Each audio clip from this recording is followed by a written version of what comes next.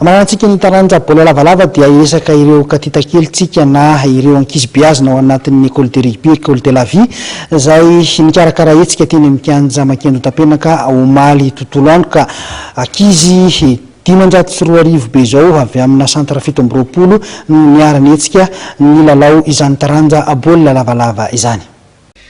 Toy ny fanao isa-taona dia nitanterahana omaly sabotsy tontolo andro teny amin'ny kianja Makendo Tapenaka ny fampilalaovana ireo ankizy biazina ao anatin'ny EREV na ny école de rugby, école de la vie.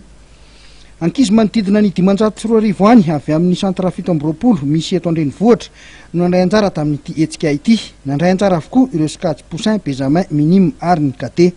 Izy ity zany dia hetsika efa fanao isa-taona eo amin'ny volana Mai eo zay manao izy ity.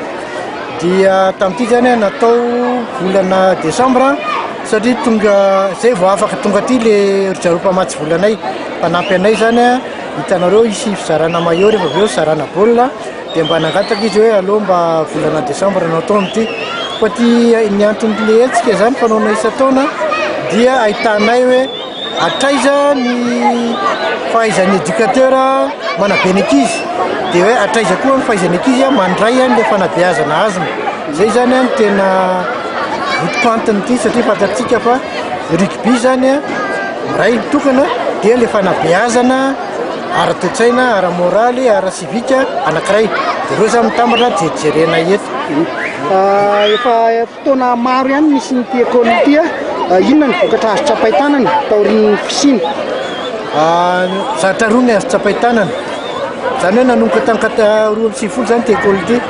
Roa zany ny telonjatra azo tsapain-tanana zany voalohany ny maki zany 900 dia ankizy avy ato amin'ny école daholo reo.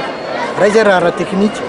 Faharoa misy hitantsika nisy fotoana efa tsara toerana mihitsy tao amin'ny groupe any Makidy de Madagasikara ankizy avy ato daholo eny na ny A15 zany na ny A7. Ny zavatra azo lazaina koa eo amin'ny fanabeazana hitantsika fa taloha dia roapolo taona dia 20 taona lasa zany rugby zany tsy maintsy misy romborombo kely foana. Zao angambantsika tsy dia mahita an'izany intsony eny amin'ny kianja Maky fa rehefa milalao ny mpilalao dia afa-po tsara.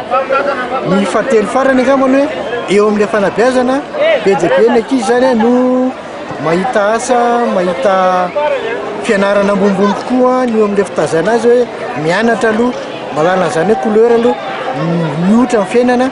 Hitantsika fa be dia be ny ankizy amin'ireo misy afaka baka, misy tonga amin'ny fianarana ambony taloha faly amin'le manao zay asa madinidinika ireny.